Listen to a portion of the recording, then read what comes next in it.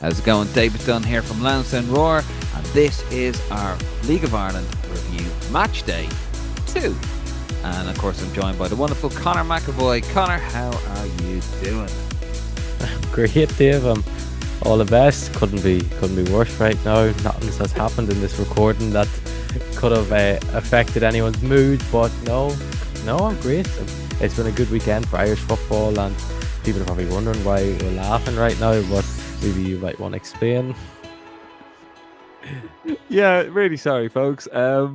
This is our second attempt to record this because somebody hit the reset button halfway through. So this is not just match day 2. This is take 2 of our League of Ireland podcast.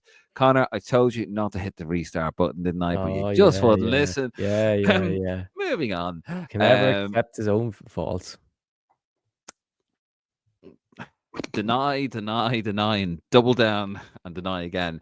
Of course, as always, folks, please do subscribe to the YouTube channel, hit that like button, and head over to Facebook, Instagram, and our Twitter account. You can also head over to Conor McAvoy's Twitter account, his rep tracker on Twitter and Facebook as well. If you could subscribe to the YouTube channel, it really would help because we're trying to grow the channel. And also, if you want an audio version of this, you can head over to lansdowneroad.ie. We can also get some opinion. And actually, speaking of lansdowneroad.ie, I've got a very important message here from an absolute handsome son of a gun. Here we go. How's it going? David Dunn here from Lansdowne Road, and I am calling out to anybody who wants to write about Irish football. That's right. If you want to write for Lansdowne Road at lansdowneroad.ie and join our fantastic writers group over there, this is a great opportunity for you. It is a voluntary position, no experience required. However, all we ask is for you to be passionate and consistent, and also be able to string 2 cents together. Sorry, Martin, that leaves you out. It can be any level of Irish football that you want to talk about: men's, women's, seniors, juniors, League of Ireland, school league, anything at all that you want to express yourself about. This is for you. If you are an aspiring sports journalist, it's also a fantastic opportunity for you. We do have a wide reach. Of course, we have a stream every week, as you're probably watching this on now. So it's a great way to get yourself exposed in a positive way. If you want to get in contact, pod at lansdowneroad.ie. Also, Conor at lansdowneroad.ie, David at lansdowneroad.ie, Martin at lansdowneroad.ie. Or you can head over to our Facebook, our Instagram, or our Twitter, and you can contact us directly. Not a problem, and we'll get you sorted there. Apply below now. Just gorgeous. Oh, we're back.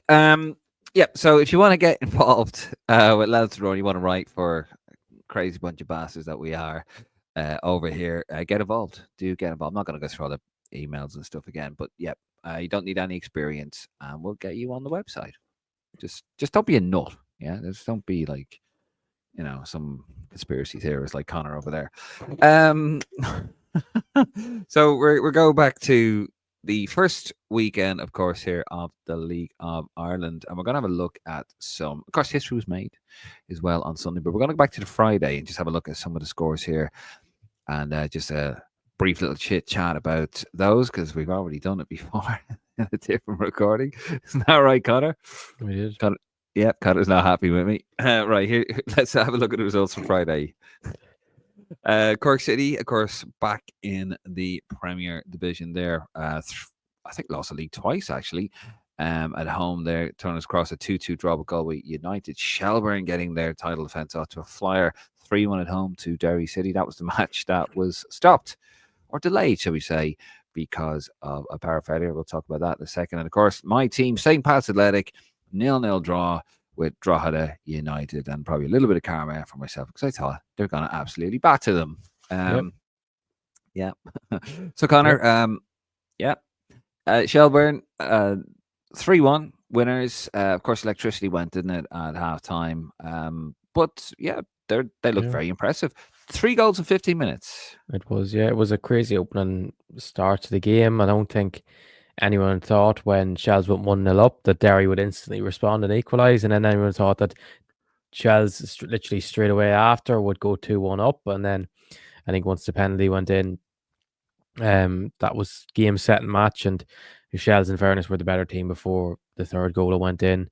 There's question marks now over Brian Mars. I think Vinnie Perth was very critical of him not saving the first goal. Mm. not saving the penalty, but Shells were the better team, being honest with you. I thought Meepo was brilliant up front alongside Sean Boyd. Linked up very well. The midfield, Mark Hoyle was brilliant.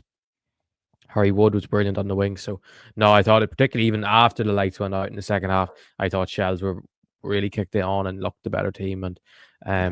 no, I do think the situation with the lights is a funny old situation because you can't blame as much as ever. And I say, oh, typically it's such an Irish thing to happen. It just happened. Like maybe it was just the ESB's problem, but no, it was a funny situation. All right. Yeah, I was actually a Shelburne fan who works for the ASB, was able to address the problem, get him out there, and actually get it fixed properly. So fair play to him. That's what it's all about. Of course, that was the game that was shown on Virgin, and then they switched over, didn't they, to the Pats game, which I was watching live on my app whilst at work. And yeah, I thought Pats were okay. I thought they played obviously some better football than Drogheda, a lot better football than Drogheda, but they hit the crossbar earlier on, and of course they had a goal chalked off as well. They just couldn't find that cutting edge, could they, up front? They created Mm. plenty of chances, but they just couldn't get it done, could they?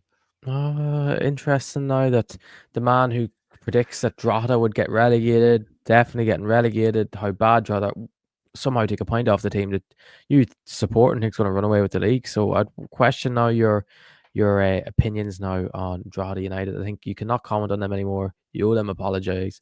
You owe them an apology for what you've Apologize, done yeah. to I'll not apology. apologize, do I? Jesus. Sorry Listen, again. you're just bitter because you don't have a fucking team where you live anymore, pal. So there you go. Monaghan United, no more.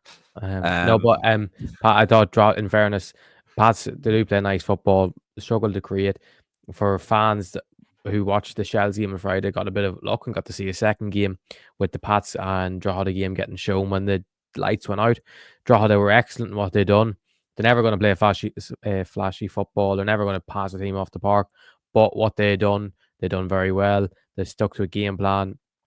Kevin Doherty came out after, was very aggressive in his tone about people writing Drogheda off like yourself. So no, but it was good to see Drogheda get start the league well, which is what when a team's going to be in a relegation fight, you want them to presume they're yeah. in a relegation fight, and especially I thought Conor Keeley against his old club was like a man mountain at the back, which was good to see a man that was probably trusted aside as of late at St. Pat's when Stephen Kenny come in and play with a point to prove. Well, and a point is what they got. And of course, the other game there on Friday was the 2-2 draw, Cork City and Galway. Now, I did watch the highlights of that on the YouTube channel because you were telling me that, a couple of new initiatives are they use AI software to put a highlight package together, and it goes up immediately onto YouTube. So if you're looking for highlights, go onto the FEI YouTube channel and you will get them pretty much when the game finishes, except of course there's a couple of little teething problems. We'll get on about the app in a second, but with that AI, where it was just some of the highlights just didn't make any sense. And I watched them all the games and highlight packages straight after. There was one where they were taking a corner, and the guy runs over with the ball, puts on the corner spot, and then it just cuts away to something completely different. It just didn't make any sense. And I love the impartial commentary, by the way, from the Cork City lads. I don't know his name, the colour commentator, when I think you could see the second goal, and I could hear like that. It was, it's just like, come on, lads, a little bit of professionalism here. I'm sure they're not getting paid. I think they're volunteers, aren't they? It depends on the club. I'm not too sure now with Cork. I don't want to disrespect someone saying they're not getting paid for work. I don't want to disrespect someone and think that call them Shouldn't be getting paid. professional when they're not. But no, there's quite a bit of emotion on the Cork City commentary team, which is always makes it probably for if you're a neutral or you're a Galway fan on Friday, Mm. you probably weren't too impressed by the commentary, but it makes the beauty of the League of Ireland, doesn't it? Someone is passionate about their club, probably at times probably too passionate in terms of sighing when the other team scores, but no, it was funny now, and it Well, I was a mean, good it was a good game in Cork, I thought, on Friday night. Obviously, we didn't see it live, but the highlights looked like it was, and from people's point of views who were at the game said it was good. The goals were good. The Brendan Clark probably should have saved Dykeskill's goal, but no, it was I don't know if you thought the same from the highlights, Dave, and from people I spoke to. It seemed to be a decent enough game, and a draw probably is a good result for both teams coming Yeah. Galway going away to Cork, and Cork coming up from the Premier Division, because Turner's Cross is never an easy place to go, particularly first game of the season when fans are excited for a season to start. And then obviously Cork are playing Galway, are a very good, decent side with some very good players. So I think it's a good result for both sides. Yeah, man. I was actually like, I mean, Turner's Cross, you look at that, a club that size, Cork City, and a ground like that as well in the League of Ireland. There's no way they should be in the first division. I mean, it was jumping, wasn't it? And that was one thing I noticed on the first night. All the grounds were pretty much sold out. It was brilliant, like just jam packed in there. But yeah, no, it's good to see Cork back in there. I do have some family from Cork. Um, I don't speak to them or haven't seen them for years, but I do have some family down in Cork. Um, just moving forward on to the Sunday results here as well. Actually, no, before I do that, of course, there was some teething problems, wasn't there, with the app? It didn't work for the first while. I was trying to log into the app as well. Couldn't get into it. And of course, you shared the Twitter with me and saying, yeah, there's people complaining, people want their money back and all that kind of stuff. Apparently, it was geo blocked as well, wasn't it? In certain countries, it's not supposed to be. The only game that's supposed to be geo blocked, as far as I'm aware, is if you're in the island of Ireland or on the island of Ireland, and you're trying to access, you cannot watch the game that's been shown on Virgin Media on the League of Ireland app, but you can if you're outside of Ireland. Now, I don't know because I didn't try to watch the Shells game. I was watching Pat's game. Um, and actually, by the way, just while we're on that, Connor, we have a little offer for our wonderful viewers, don't we? That Hmm. can actually help them avoid being geo blocked. Yeah. For people like yourself, Dave, living in London, or someone living in America, which the League of Ireland seems to be picking up with Irish Americans a lot, and probably all over the world, Australia, Canada, New Zealand. But no, obviously, we've got a link now with NordVPN, an affiliate link which will benefit ourselves, but it also will benefit our fans who want to get rid of the geoblock. So we've got an offer now with NordVPN. The link will be in the description of. You get 70% off NordVPN, but even 70% off. even more impressively, you get the first 6 months for completely for free.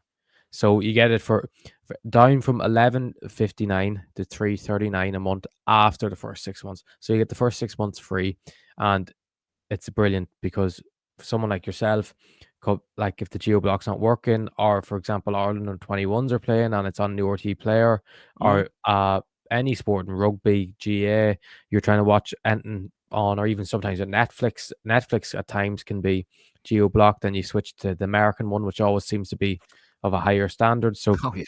you could just turn that on, and for 3.39 a month, it's mental value, and it helps us out, which is always positive, Dave, isn't it, for the stuff we do? And obviously we have very good supporters on here, and obviously we don't want to be pushing it out too much, but the link will be in the description for fans to we don't want to sound begging, is what I mean, Dave. Oh, no, But no, fuck it. I've no shame. mm, I'm gonna put it but all out. I'm gonna get it tattooed on my forehead. Give us some money, you bastards, yeah, will you? Like we're poor yeah. here. But even if you live in Ireland, because I have a NordVPN subscription myself and would use it very oftenly, and it's a brilliant initiative. So no, if you're a fan of us and you want to support us, but you're also wanted something to get rid of the geo block, wanted for literally you get the first 6 months free, which is most of the League of Ireland season, or pretty much all the league. So basically, you're getting the full League of Ireland season for free without the geo block. So no, I think it's something you have to get involved in now, Dave. There you go. There you go. Not only do we give you brilliant coverage and give you me on a weekly basis, we now also give you a something to combat that geo block. We're giving you free League of Ireland. Well, no, not free League of Ireland as such, but we're giving you free access to League of Ireland. If it's geo blocked, it will be geo blocked no more. So come on, get on board. The link is in the description below. And yeah, he's not begging. I am. I have no shame whatsoever. I'm 41 years of age. I don't care about shame anymore.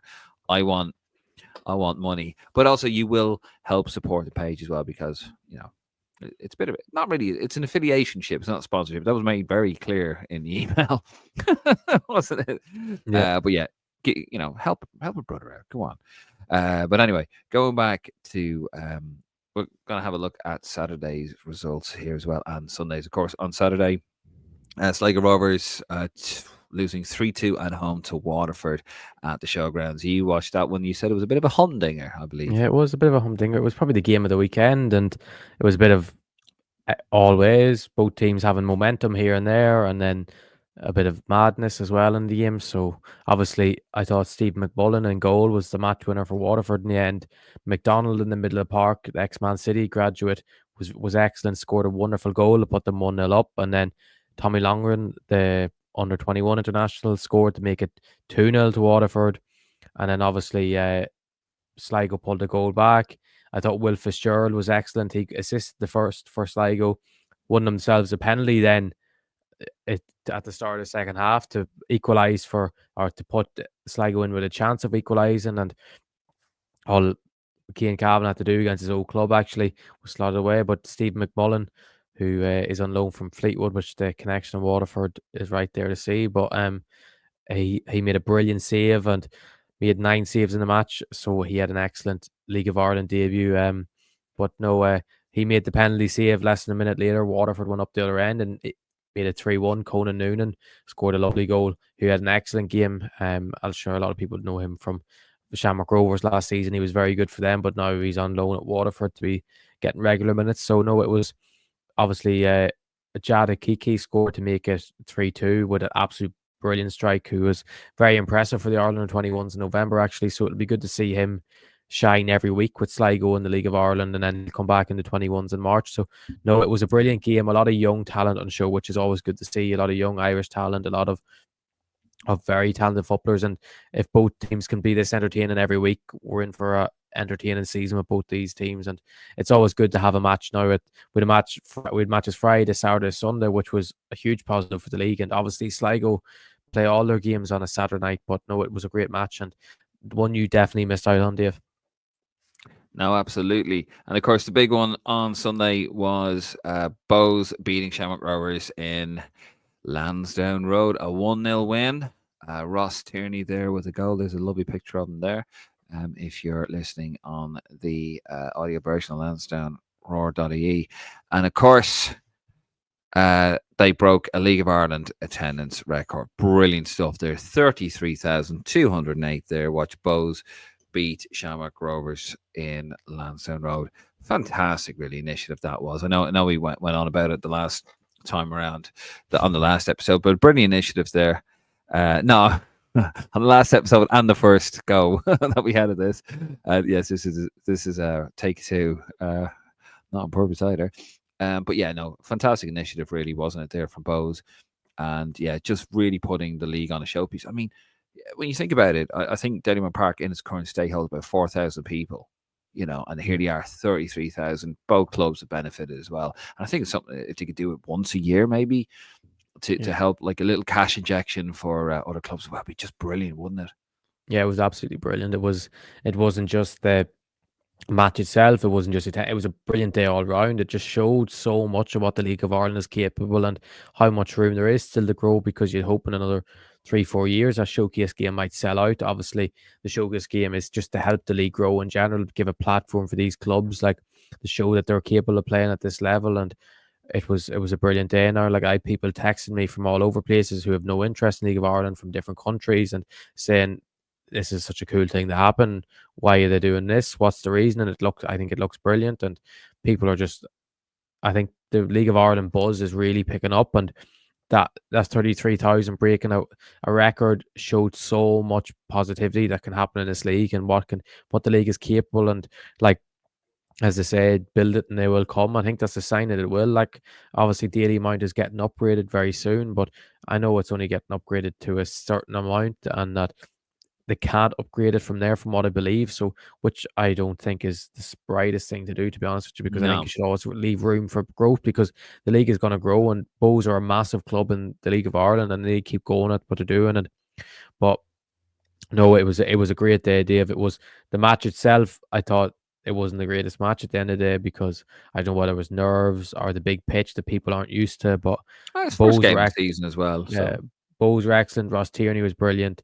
Dawson Devoy was brilliant. Niall Morgan was brilliant. Connor Parsons brilliant. Rob Cornwell was brilliant. They were all brilliant, in fairness to all the Bows players. And obviously Rovers aren't that good. And as I've said to you many times, Dave, that the way Rovers played, they need a new centre half, in my opinion.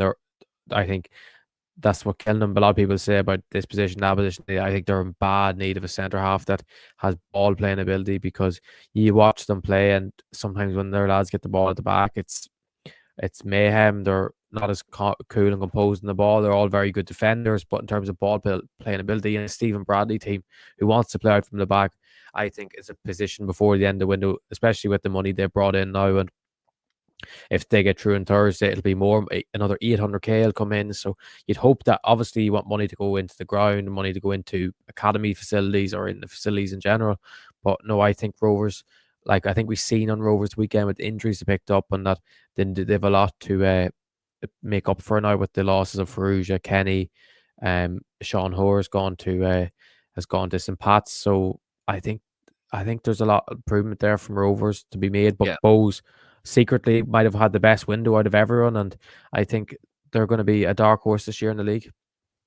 Yeah, no, fantastic. I mean, obviously, Rovers have had a brilliant week as well. There they are there. That man, Michael Noonan, making his debut as a 16-year-old up in Molde.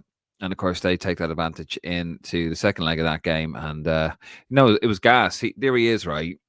Debut, 16-year-old. He's the youngest goal scorer in European League competition. And or league stage competition, and then the next day he's back off to school as his mammy Sandy Noonan, and back to school he goes, and there he is with his school bag on his back. What a day! What a story he would have had to tell.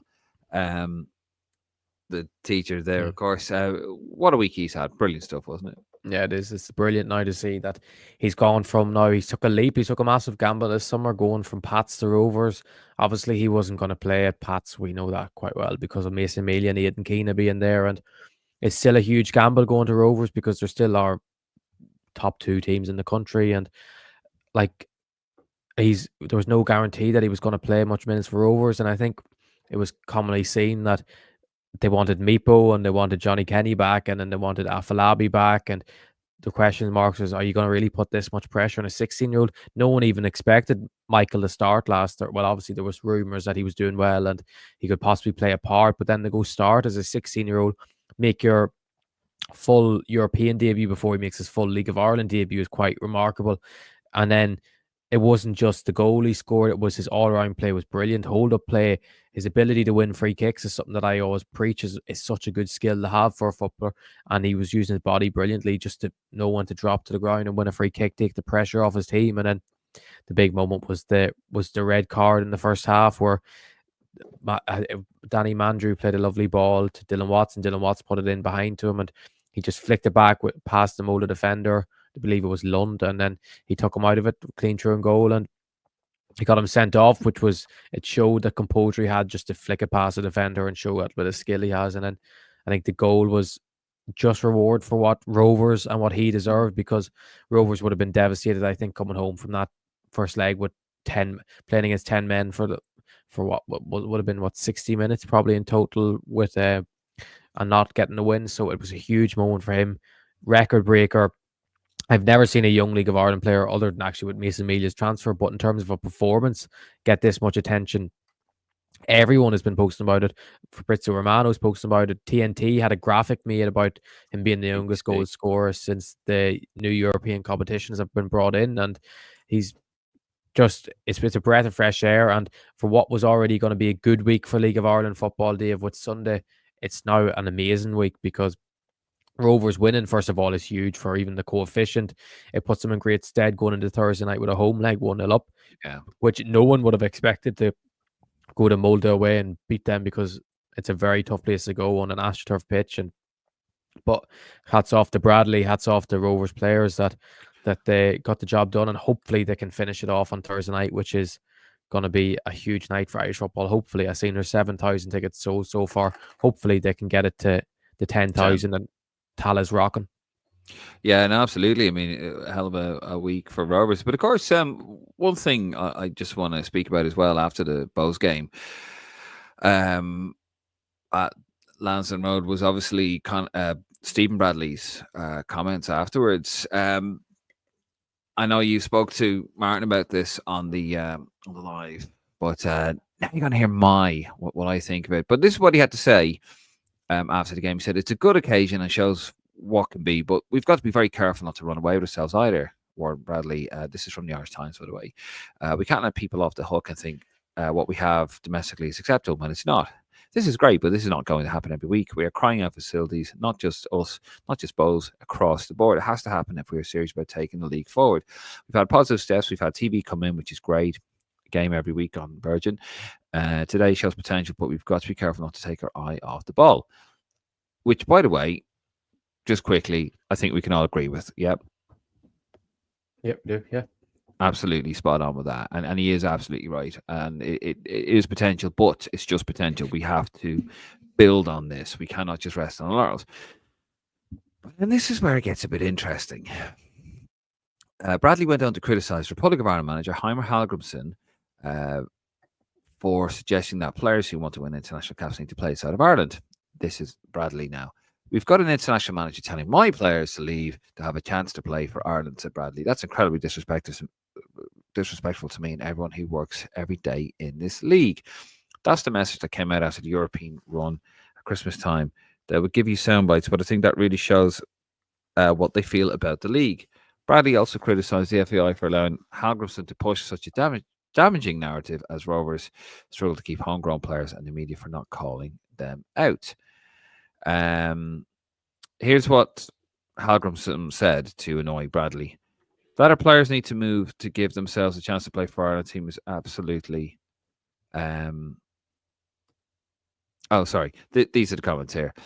In December, Hallgrimsson attempted to compliment Rovers on a run to knockout rounds of the UEFA Conference League when he said a lot of teams in Europe are watching them and wondering who are these guys going this far. Hopefully, they will get career change from this success. And then, of course, Bradley says that our players need to move to get themselves a chance to play for the Ireland team is absolutely ridiculous. It is out of touch with what we need. It is incredible. I actually can't believe the media did not pick up on it and he wasn't questioned on it. And then he goes on about trying to grow a league, whatever. What do you reckon about Bradley's comments there? Do you think he's got a point or do you think he should have just kind of left it? I do think he's a point, but I do think there might have been something lost because the way it's worded, like players need a career change, is like sometimes it sounds like it's a very it's playing League of Ireland is an awful thing, but I don't know. Like in general, with Irish players, Heimer's only in the job for the short term. Well, at the moment, and he's in a win now mind attitude. And I look at particular Neil Ferrugia, who's someone who I think could benefit the Ireland national team. And I think he probably looks at a player like Neil Ferrugia, probably said to him, "You're on my radar as a footballer." But playing in the League of Ireland, which is not a slight against the League of Ireland, isn't the level we want an international player to play at. Because if you're going to come into an international setup, it's going to be a huge adaptation to a different environment that you're not going to be able to keep up with the intensity, unfortunately. But what I would say back in response is really going to Barnsley going to make a difference to that? Is going to a League One side doing difference to that? I know you're going to get, at the end of the day, money is a driving factor for everyone in life, and whether it's football or not. And a footballer, I always think if there's a good offer on the table, if he's going from $2,000 a week to $6,000 a week at Barnsley, can he turn that down? I'm just throwing out a figure, but I think Heimer himself will probably be disappointed with some of these moves.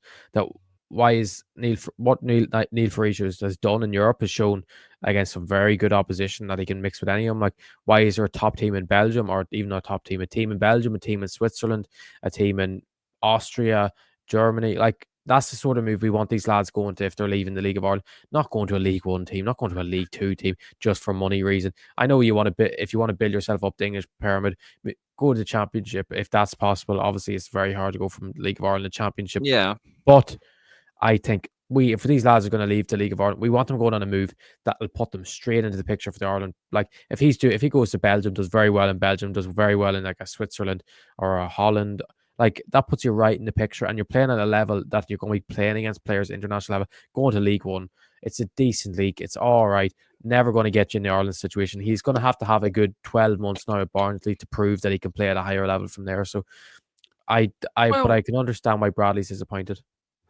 Yeah, look, I mean, I don't think Heimer should be coming out and saying things like that. But when you actually read the comments that Heimer made, you can kind of go, okay, something's a bit lost in translation there. He's misspoken there a little bit, I think, and he has misspoken in the press. He said a few things. English isn't his first language. We have to remember, and he's kind of missed. I think he's been a few things have been lost in translation a couple of times, haven't they? As Ireland manager, some of the things he said, and he came out and clarified them. I don't see the need for Stephen Bradley to come out and say that, to come on about that. Why say it now? They had a match against Molde.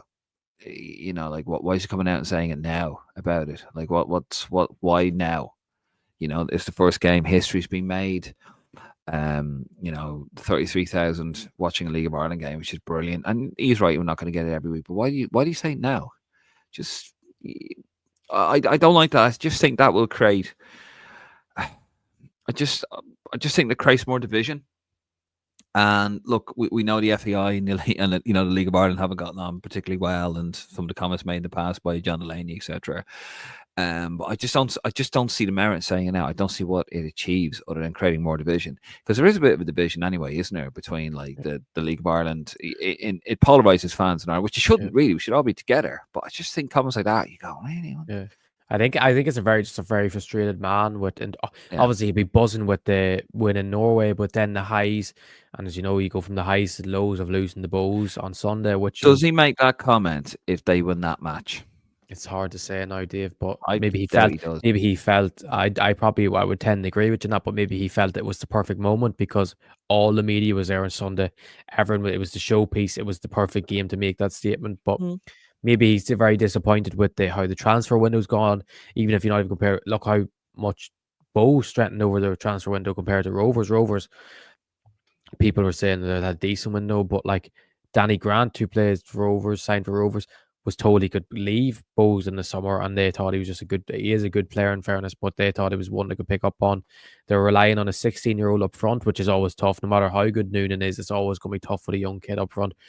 Matt Healy is a brilliant signing, one of the best signings probably in the League of Ireland this season. But I would question Rovers, as good as they are, centre midfield is probably their strongest position. And it's like, was that really a priority? And like, obviously, I think the Johnny Kenny one probably hits hardest at the moment, I'd say, for Rovers fans, and Yeah. for not getting him back when they probably thought they were going to get him back. And then obviously Ferrugia is probably the one that annoyed him in terms of comments, because Ferrugia was excellent.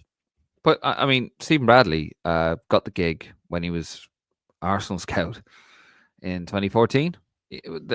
Correct me if I'm wrong now, because about your knowledge of the League of Ireland. Pat Fenlon was the Rovers manager, and he came in and he was Arsenal scout for the island of Ireland, by the way, and then got the job on an intermediate basis, and then took over. He was Arsenal scout for 5 years. So his job was to pick the best talent from Ireland to go to Arsenal. Bit hypocritical? I think it is now, Dave. I think something that probably not many people aware of, and I wasn't aware of until you mentioned it the other day, which is interesting now. But which was brought to my attention, by the way, from an Arsenal fan. If you're watching, I won't mention his name, but I did look at it and then went through and looked at it, and it was 5 years. So I just, we have to put these things into context a bit, because I had a couple of mates there who were all of a sudden like, "Oh, that's ridiculous. How can, and there was some suggestions that there's players in the League of Ireland without actually knowing what players they are that can maybe play for Ireland right now, which no. I don't think that would be the case, but yeah, I just have to put these things into context, Conor. That's what I do here.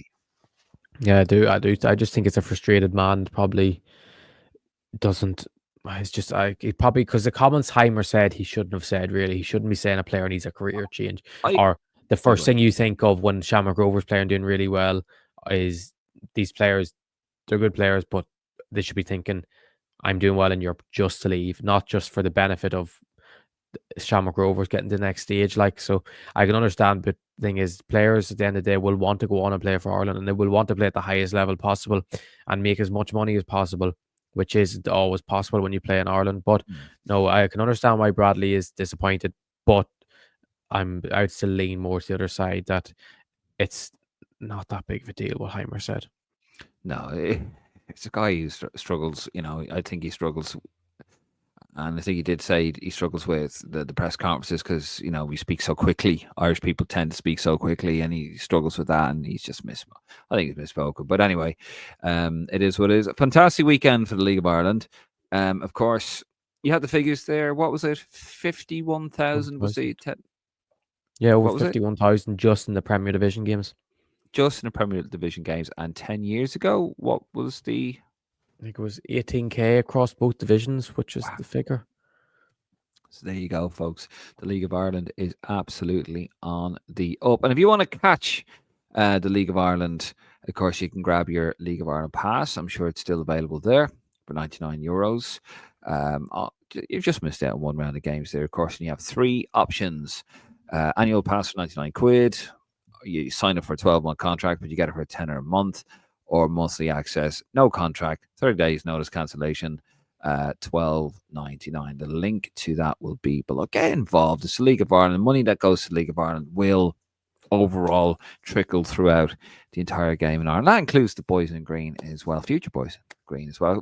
Don't forget, the League of Ireland produced players like Roy Keane, Ronnie Whelan, Paul McGrath, Dennis Irwin, I think. Evan Ferguson more recently, I think, and Andrew Moore. And look, we can go through them all really. Even Gavin Mizuno obviously famously made Zebra 16, so it is the heartbeat of football, and the League of Ireland growth will help international football growth. Exactly. So get your bleeding pass now. That is in the link below. And of course, actually, before we have a look at the next fixtures, I just want to talk about, just to wrap up the weekend, of course, the real league that matters is our fantasy league, Conor. Here we are, top 10. Niall Lonergan on 71 points. Adam McCarthy, joint top with Adam McCarthy at 71 points as well. Jonathan Naughton, third on 69. R. Davis, fourth, 65. Bailey Jones, fifth with 65. Ryan McDonough also on 65. Adam Black, seventh, 64.